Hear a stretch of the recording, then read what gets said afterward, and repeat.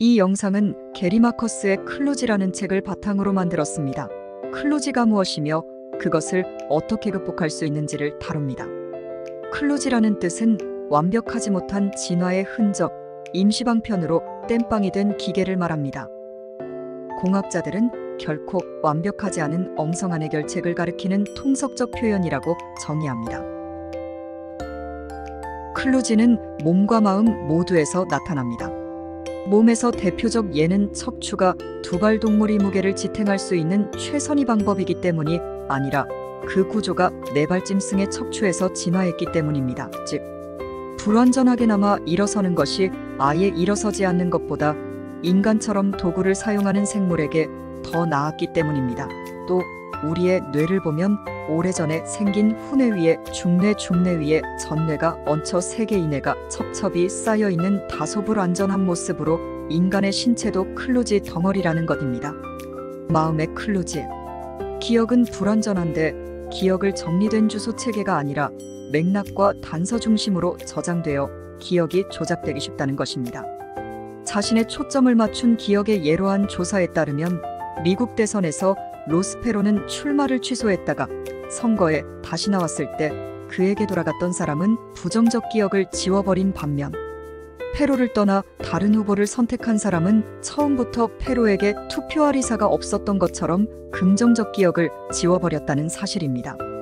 빈번한 행동은 최근의 목표를 압도하기 때문에 퇴근길에 장보기 계획을 잊어버릴 수 있는 것입니다.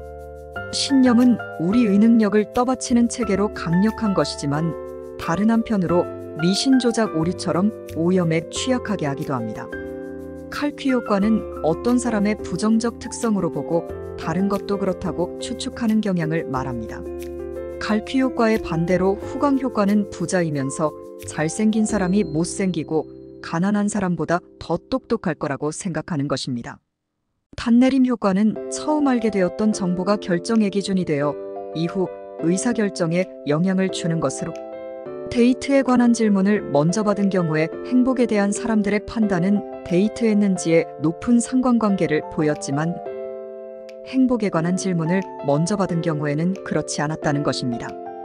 베버의 법칙은 150W의 전구가 100W의 전구보다 그저 약간 더 밝은 것으로 느껴지지만 100W의 전구는 50W의 전구보다 훨씬 더 밝게 느껴지는 것입니다.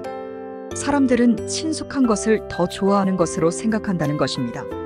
틀짝이란 우리에게 생각할 재료를 제공함으로써 신념은 물론 선택에까지 영향을 미치는 예로 차를 살 계획이 있냐고 묻는 대신 언제 살 계획이냐고 물으면 사람들은 2배의 구매 효과가 있었다는 실험 결과입니다.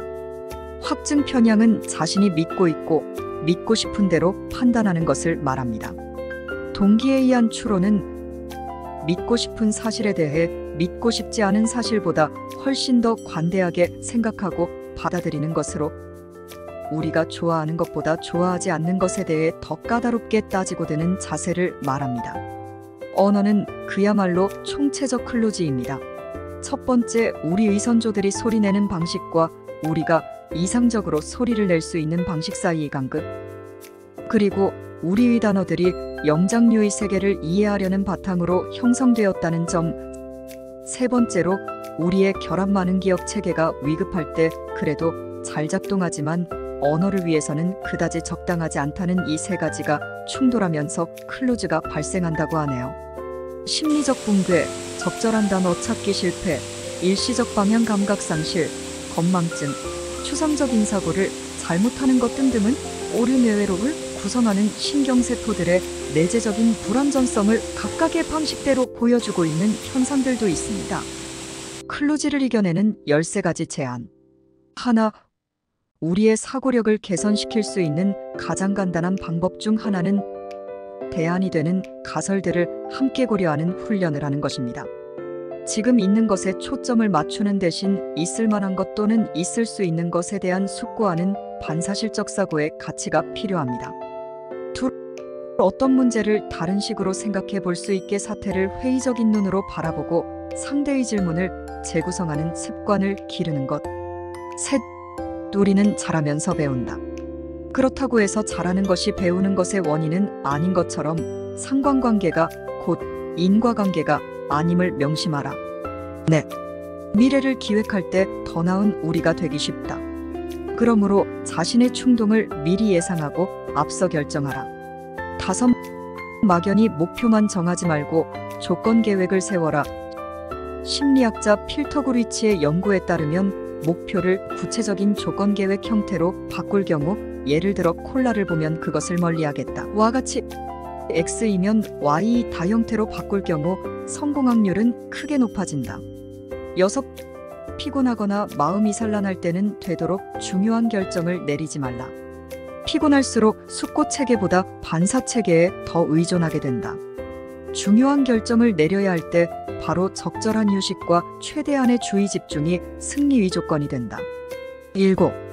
건전한 판단은 당연히 비용과 이익을 두 측면을 비교 평가할 것을 요구한다. 경계를 게을리할 경우 우리는 기질과 기분은 한쪽으로 치우치기 쉽다. 기회비용이라 부르는 것에 특히 주의를 필요로 한다.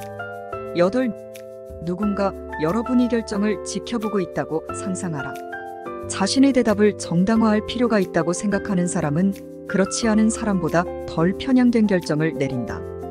다른 사람에게 해명할 필요를 느끼는 사람은 더 많은 인지적 노력을 기울인다. 관련 정보를 더 자세히 분석하고 더 숙련된 결정을 내리는 경향이 있다. 9. 자신에게 거리를 두라. 우리의 마음은 가까운 것은 구체적으로 생각하는 반면 먼 것은 추상적으로 생각하는 경향이 있다. 미래에 내가 지금 한 결정에 대해 어떻게 느낄지 되돌아보아야 한다. 즉각적인 사고와 거리를 둔 사고 두 개가 균형을 이룰 때 어리석음을 범하지 않을 확률이 높아진다. 10. 시간을 두고 그것을 몰두할 때 가장 훌륭하게 이루어진다. 11. 생생한 것, 개인적인 것, 일화적인 것을 경계하라. 우리 선조들은 아마도 가장 화려하거나 극적으로 보이는 것에 주의를 빼앗길 수밖에 없었을 것이다. 과학적인 것에 특별한 비중을 두는 것은 생생한 것을 현혹되기 쉬운 우리 성향을 보완해 줄 것이다. 12. 한 우물을 파라. 두 건초더미 사이에서 선택을 망설이다 굶어 죽었다는 뷰리더니 당나귀를 잊으면 안 될 것이다. 13. 합리적으로 되고자 스스로 노력하는 것이 유익할 수 있는 가장 중요한 이유는 그렇게 하면 앞에서 쓰는 다른 기법들을 사용하도록 여러분 자신을 자동적으로 예비시킬 수 있기 때문이다. 인간이라는 종은 특별한 훈련을 받지 않으면 선천적으로 속기 쉬운 존재다. 과학적 추론도 대부분 사람들이 자연적으로 또는 자동적으로 습득하는 어떤 것이 아니다. 우리가 우리의 한계를 이해하고 본능적이고 반사적 체계가 아닌 숙고하는 체계로 그것과 정면으로 대결한다면 우리는 우리 내면의 클로지를 이겨낼 수 있을 것이다.